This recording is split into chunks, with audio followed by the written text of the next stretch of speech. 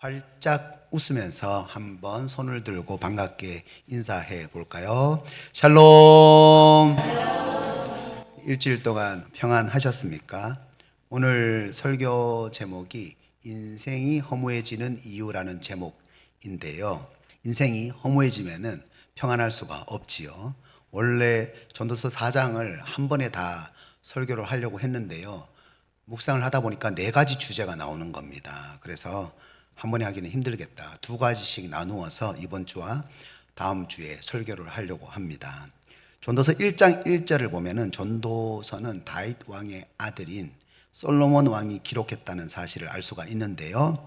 솔로몬이 지혜와 건강과 부 이 3가지를 다 가진 사람 아닙니까? 그래서 많은 사람들이 솔로몬의 인생에 대해서 부러워하지요.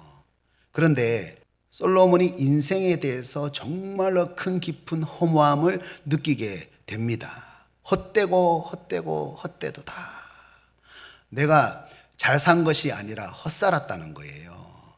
알렉산더 대왕도 자기 인생에 대해서 허무하다고 얘기를 했는데요. 당시에 알렉산더 대왕이 정복했던 영토는요, 사람들이 일반적으로 알고 있는 세계의 전부였습니다. 이제 알렉산더 대왕이 전쟁을 할 필요가 없는 거예요. 그런데 갑자기 알렉산더 대왕이 우는 거예요. 신하가 왜 우십니까? 이렇게 물었습니다. 그러니까 알렉산더 대왕이 이렇게 말을 했습니다. 더 이상 정복할 땅이 없어서 허무해서 운다. 여러분, 알렉산더 대왕은요, 그러고 나서 마음에 있는 그 허무함을 채우기 위해서 20일 동안 연회를 열면서 술을 마셨는데요. 너무 많이 술을 마시게 되니까 연회 도중에 쓰러지게 되고 열병을 앓다가 죽게 되었습니다. 알렉산더 대왕이 죽기 전에 이런 유언을 남겼습니다. 나를 묻을 때에 내 손을 무덤 밖으로 빼놓고 묻어주게. 천하를 손에 쥔 나도 죽을 때에 빈손이라는 것을 세상 사람들에게 말해주고 싶네. 넬스 박사는요, 알렉산더와 같이 세상에서 성공한 사람들이 느끼는 허무함과 그 공허한 마음에 대해서 알렉산더 콤플렉스라고 말했습니다. 여러분, 파스칼이 이렇게 말을 했지요. 모든 사람의 마음에는 하나님이 만드신 하나의 공간, 즉 공백이 있다. 이 공백은 하나님이 계신 자리이기 때문에, 하나님보다 큰 존재가 없기 때문에 어떤 것으로도 채울 수가 없고 오직 성자 하나님이신 예수 그리스도를 통하여 채울 수 있는 공백이다. 전도서는요, 인생이 허무해지는 이유로 하나님의 부재를 말하고 있습니다. 특별히 오늘 읽었던 본문은 우리의 인생이 허무해지는 이유로 학대와 경쟁심, 인간의 죄악이죠. 인간의 죄악 중에서 특별히 학대와 경쟁심이라는 2가지 주제를 말씀하고 있는데요. 오늘 시간 학대와 경쟁심이 어떻게 해서 내 인생을 허무하게 만드는지 함께 성경 속으로 여행을 떠나보도록 하겠습니다. 첫 번째로 인생을 허무하게 만드는 이유는 학대입니다. 학대. 오늘 본문 1절을 보면 이렇게 말씀하지요. 내가 다시 해 아래서 행하는 모든 학대를 살펴보았도다. 보라, 학대받는 자들의 눈물이로다. 학대에 대해서 사전을 한번 살펴보았습니다. 상대방을 괴롭히거나 가혹하게 대하는 것을 학대라고 합니다. 오늘 본문 1절에서 학대가 누구를 통해서 나타난다고 합니까? 그들을 학대하는 자들의 손에서 권세가 있으나 이렇게 이야기하죠. 학대는 권세를 가지고 있는 사람, 권위를 가지고 있는 사람을 통해서 일어나게 된다는 거예요. 부한 사람들이 가난한 사람들을 무시하죠. 배운 사람이 못 배운 사람들을 무시하죠. 힘 있는 사람이 힘 없는 사람을 어떻게 합니까? 무시하고 억압하는 거, 학대하는 것을 우리가 볼 때가 있습니다. 자기가 가지고 있는 권세와 자기가 가지고 있는 그 권위를 이용해서 사람을 불공평하게 대우하는 그런 사람들이 얼마나 많습니까? 가스라이팅이라는 단어가 나타났잖아요. 내가 가지고 있는 권위와 권세로 상대방의 그 정신을 마음대로 조종해가지고 물리적인 이익을 얻으려고 하는 폭력을 가스라이팅이라고 합니다. 좀 더 자세하게 가스라이팅에 대해서 요약을 한다면은 피해자에 대한 지배력을 강화하기 위해서 모든 잘못을 학대받는 피해자의 탓으로 전가하며 학대를 정당화하고 자기애를 가진다. 피해자가 다른 사람들의 말을 듣지 못하도록 주변과 단절시킨다. 이 가스라이팅 하는 사람의 특징입니다. 정신을 완전히 지배해가지고 상대방의 그 자존감을 완전히 무너뜨리고 파괴시키는 거죠. 그래서 정신적으로 학대를 당하는 사람들은요, 계속적으로 우울한 마음을 가지고 불안한 마음을 가지고 두려운 마음을 가지고 무력감을 느끼게 된다는 거예요. 이렇게 학대가 일어날 때에 중요한 조직이 하나 있죠. 바로 재판입니다. 재판소. 그런데 전도서 3장 16절을 보면은요, 이렇게 말합니다. 또 내가 해 아래서 보건대 재판하는 곳 거기에도 악이 있고 정의를 행하는 곳 거기에도 악이 있도다. 재판하는 곳에도 악이 있다는 거예요. 정의가 사라진 거예요. 그래서 솔로몬이 전도서 4장 1절에서 이렇게 결론을 내립니다. 그들에게는 위로자가 없도다. 그들에게는 위로자가 없도다. 이 세상에게는 위로자가 없다. 두 번이나 반복하면서 강조를 하고 있습니다. 욥기 16장 2절을 현대인의 성경으로 보면은 욥이 친구들에게 이렇게 말을 합니다.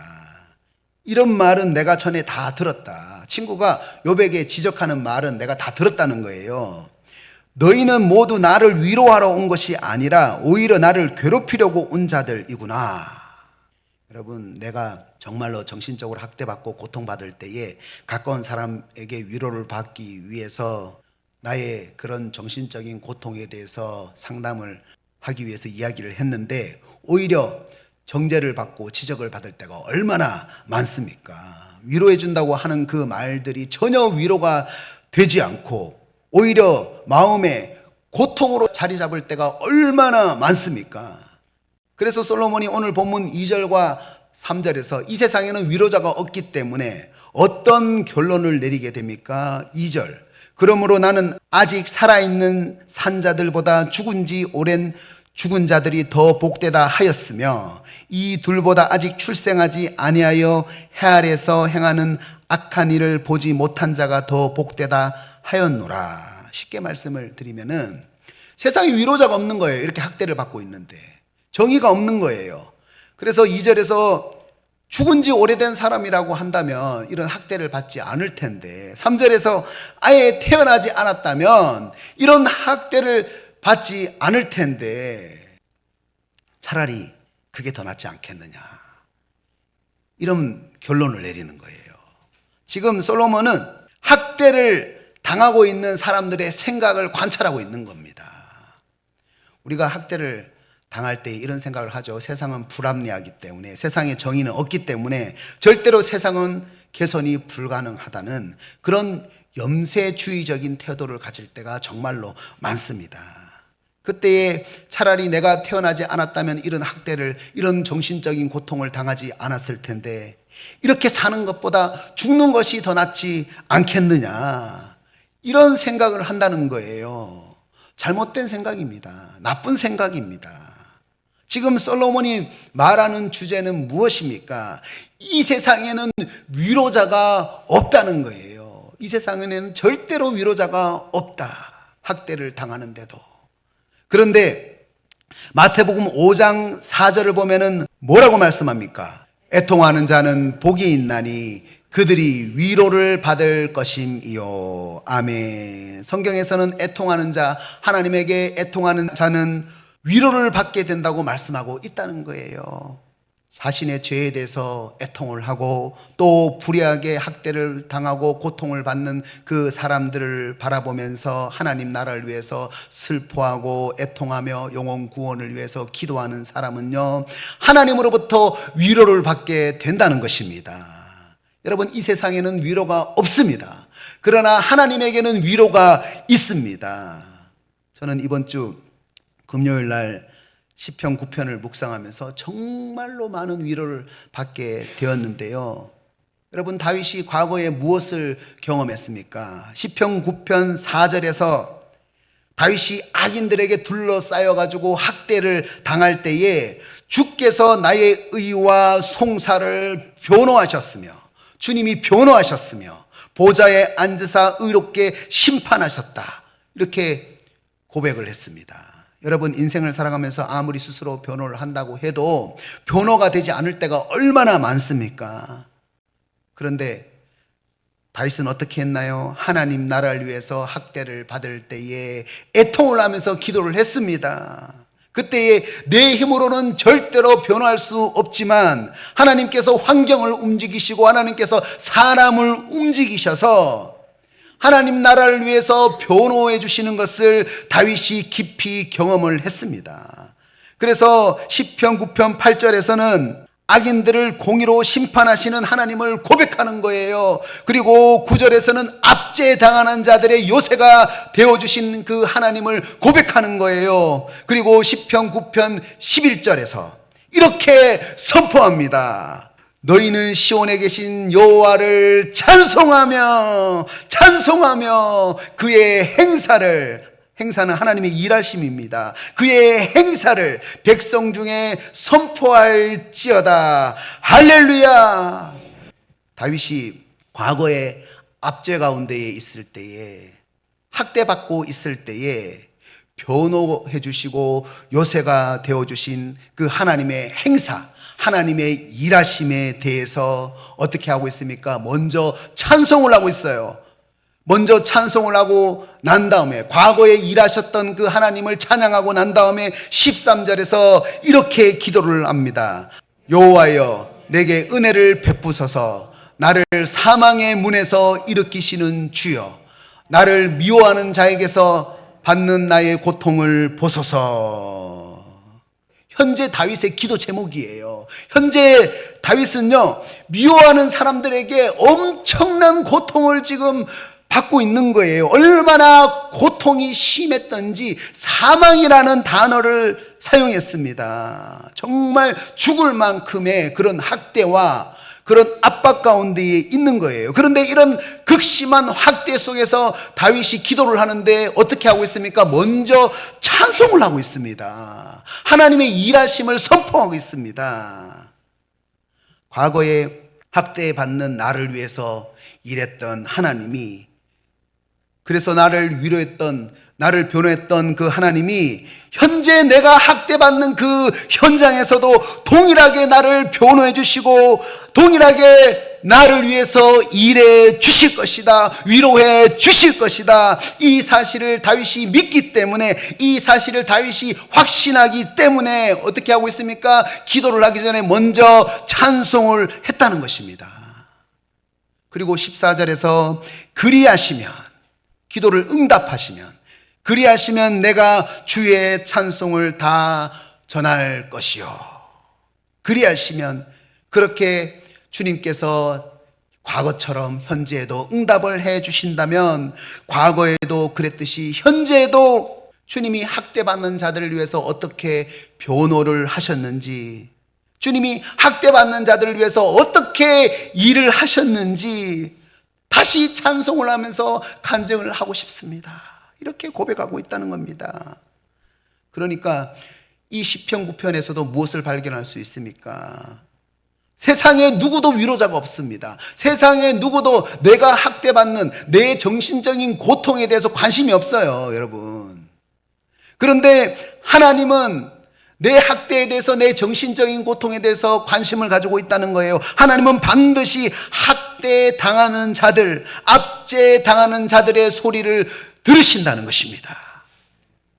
누가복음 18장 2절을 보면은요, 하나님을 두려워하지 않고 사람을 무시하는 불의한 재판장이 한 명 나옵니다.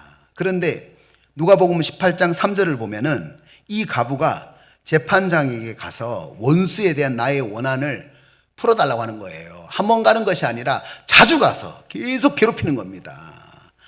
이 불의한 재판관이요, 이 과부가 계속 번거롭게 하고 괴롭히니까 딱 한 번 제대로 된 공정한 재판을 합니다. 그리고 난 다음에 이 이야기 끝에 예수님께서 하시는 말씀이 있어요. 예수님께서 7절에서 8절까지 이런 말씀을 하십니다.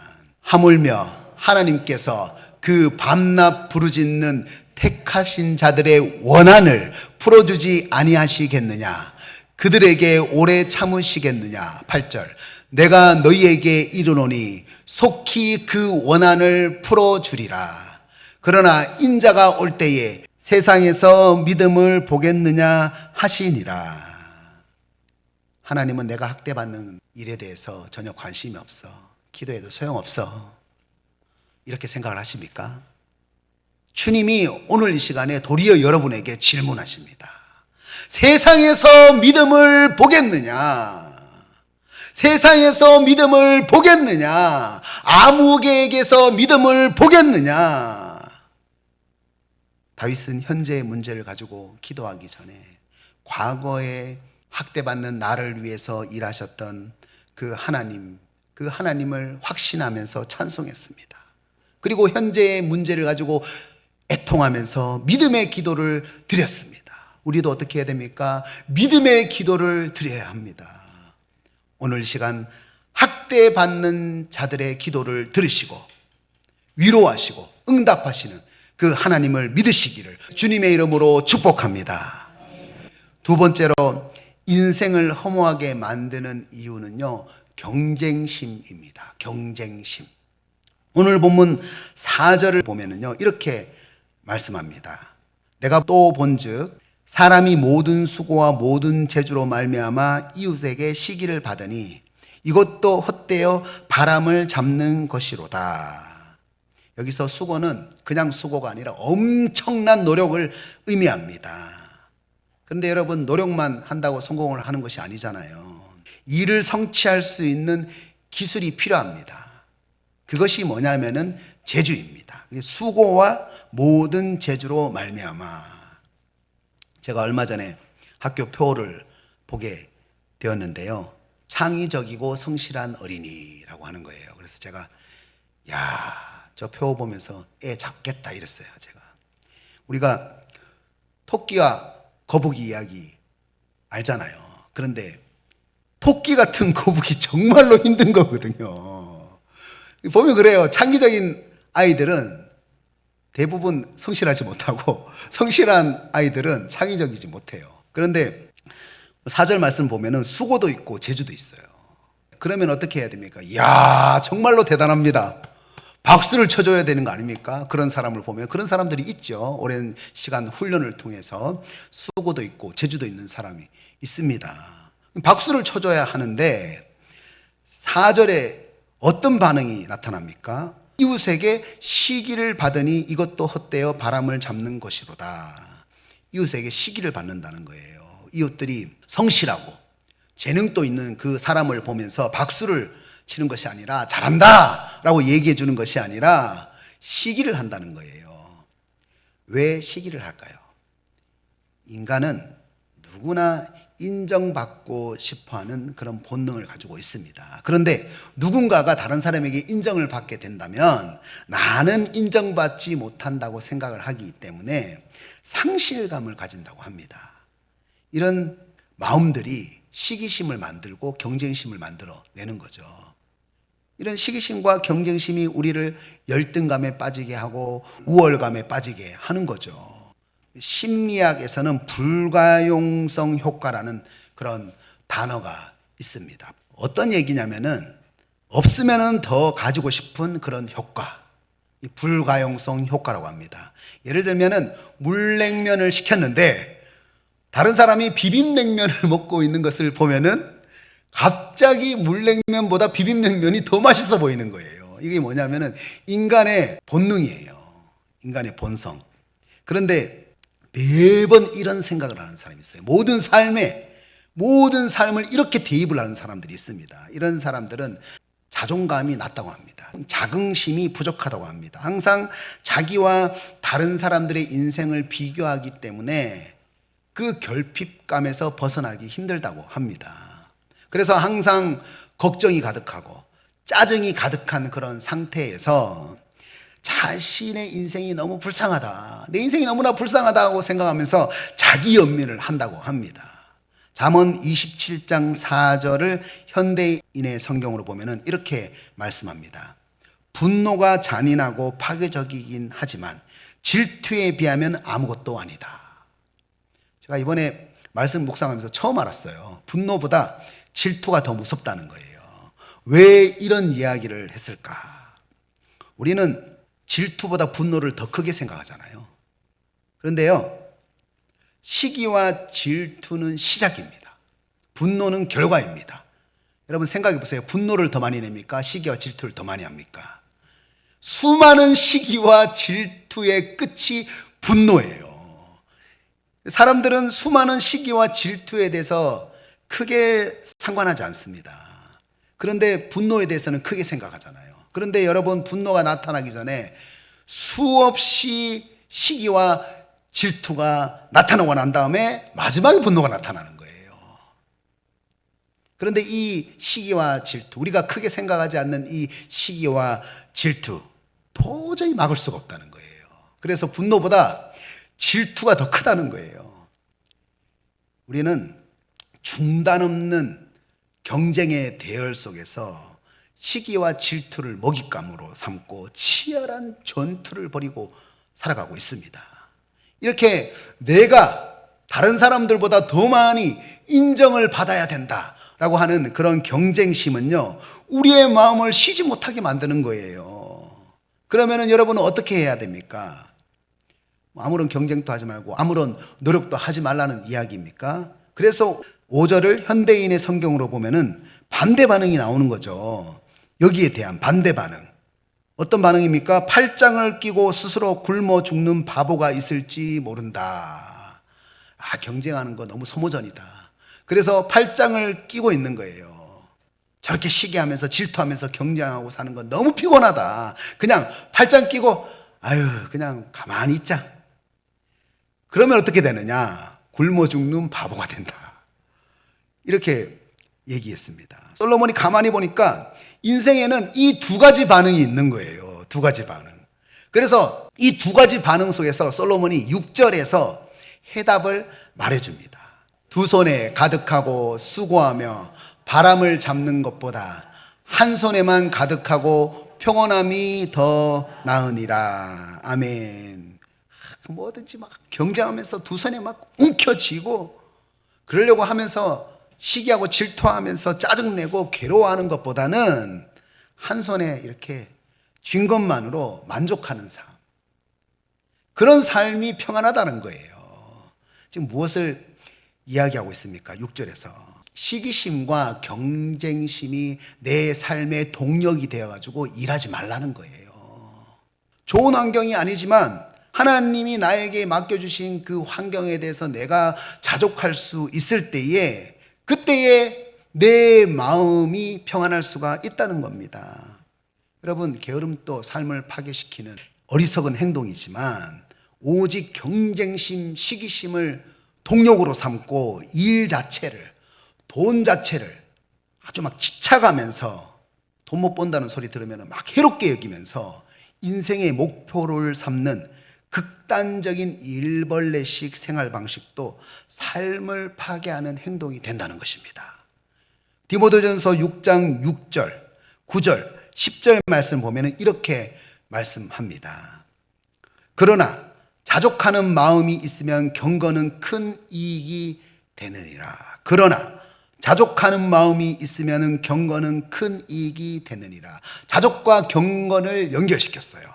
9절, 부하려 하는 자들은 시험과 올무와 여러 가지 어리석고 해로운 욕심에 떨어지나니 곧 사람으로 파멸과 멸망에 빠지게 하는 것이라. 10절, 돈을 사랑함이 일만악의 뿌리가 되나니 이것을 탐내는 자들은 미혹을 받아 믿음에서 떠나 많은 근심으로써 자기를 찔렀도다. 여러분, 왜 자족하는 마음이 경건이 될까요? 자족을 경건과 연결시켰습니다. 왜 돈을 사랑하는 것이 악의 뿌리가 되고 시험이 되고 올무가 되고 파멸과 멸망을 가져다 주게 될까요? 10절에서 돈을 사랑한다. 돈을 사랑한다고 하죠. 우리는 하나님만 사랑해야 됩니다. 돈을 사랑하면 안 됩니다. 물질에 대해서 지나치게 집착하는 이유가 뭡니까? 돈이면 다 된다는 거예요. 돈이면 다 된다는 거예요.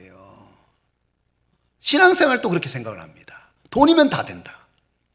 하나님은 이미 나를 축복의 통로로 선언을 하셨습니다. 이미 나를 소유하는 존재가 아니라 복을 나누어 주는 존재로 하나님이 선포하셨습니다. 그런데 돈이 있어야지만 모든 것을 할 수 있다. 이렇게 생각을 한다는 거예요. 그래서 생활에 여유가 있을 때까지는 아예 영적인 일에 대해서는 아무것도 하지 못하는 사람으로 만들어 놓는 거예요. 10절에서 돈을 탐내는 자들은 미혹을 받아 믿음에서 떠났다고 하지요. 믿음에서 떠났다. 이렇게 돈에 대한 욕심으로 미혹을 받아서 오직 돈만을 벌기 위하여 나는 영적으로 아무것도 할 수 없는 사람이라고 영적 사형 선고를 내는 사람들이 어떤 사람이냐? 믿음에서 떠난 사람이라는 거예요.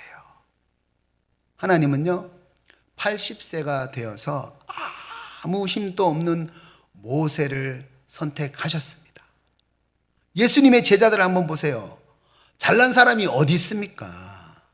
고린도전서 1장 26절에서 27절 말씀을 한번 보면은요, 이렇게 말씀합니다. 형제들아, 너희를 부르심을 보라. 육체를 따라 지혜로운 자가 많지 아니하며 능한 자가 많지 아니하며 문벌 좋은 자가 많지 아니하도다. 그러나 하나님께서 세상에 미련한 것들을 택하사 지혜 있는 자들을 부끄럽게 하려 하시고 세상에 약한 것들을 택하사 강한 것들을 부끄럽게 하려 하시며. 여러분, 성령 충만함을 받은 제자들은요, 수없는 핍박과 고난 속에서도 절대로 자기 인생에 대해서 후회함이 없었습니다. 늘 하나님이 주신 그 환경에 대해서 자족하고 감사하면서 영적인 그 부요함을 내가 누리고 나누는 인생을 살았습니다. 그래서 자족이 경건이 되었습니다. 바울이 감옥에서도 영적인 부요를 누리고 나누었지 않습니까? 찬송하면서 기도할 때에 구원의 도구가 되지 않았습니까? 우리도 할 수 있는 거예요. 그래서 바울은 로마서 11장 29절에서 이렇게 말씀을 했습니다. 하나님의 은사와 부르심에는 후회하심이 없느니라. 아멘. 여러분, 하나님이 나에게 허락하신 그 사명의 자리를 바라보면서 절대로 후회하지 마세요. 죄악입니다. 오늘 시간 더 이상 열등하고 시기하지 말고 후회하지 말고 어떤 환경에든지 자족하면서 감사하면서 경건을 이루시기를 주님의 이름으로 축복합니다. 이제 말씀을 적용하겠습니다. 비싸고 고급스러운 자동차가 있습니다. 그런데 그 자동차가 끝이 보이지 않는 낭떠러지를 향해서 가고 있어요. 그걸 알고 있어요. 낡고 느린 자동차가 있습니다. 그런데 하나님이 원하는 목적지로 달려가고 있어요. 여러분, 선택권을 드리겠습니다. 어떤 자동차를 타시겠습니까? 어떤 자동차를 타시겠습니까? 방향이 중요한 거예요. 방향이. 여러분, 내 인생이 허무해지는 이유가 무엇입니까? 방향이 잘못된 거예요. 혹시 학대와 경쟁심을 동력으로 삼으면서 운전하는 그런 세상 가운데에 피해를 받고 있지는 않습니까? 그래서 차라리 태어나지 않았다면 죽으면 더 좋겠다, 이런 생각을 하고 있지는 않습니까? 여러분, 절대로 실망하지 마십시오. 하나님은 학대받는 자들의 기도를 들으십니다. 다윗은 과거에 나를 변호하셨던 하나님을 찬송하면서 현재의 학대의 문제를 해결해 달라고 믿음으로 기도를 했습니다. 주님이 세상에서 믿음을 보겠느냐 말씀하셨어요. 여러분, 믿음의 기도를 하시기 바랍니다. 혹시 과도한 열등감 가운데에 시기하면서 경쟁을 하고 있지는 않습니까? 하나님은 나를 복을 나누어 주는 존재로, 축복의 통로로 우리를 만들어 주셨습니다. 물질에 대한 집착으로 인해서 나를 영적으로 아무것도 할 수 없는 존재로 만들지 마십시오. 성경을 한번 보세요. 하나님은 없는 가운데서도 만드시는 하나님이세요. 여러분, 하나님께서 나에게 허락하신 그 사명의 자리를 절대로 후회하지 마십시오. 자족하고 감사하면서 주님이 그 주신 자리에서 영적인 부여를 누리십시오. 그 자리에서 영적인 부여를 누리고 나누십시오. 하나님의 일을 하십시오. 오늘 여기 계신 저와 여러분은 학대와 경쟁심을 이기고 더 큰 은혜의 바다로 나아가시기를 주님의 이름으로 축복합니다.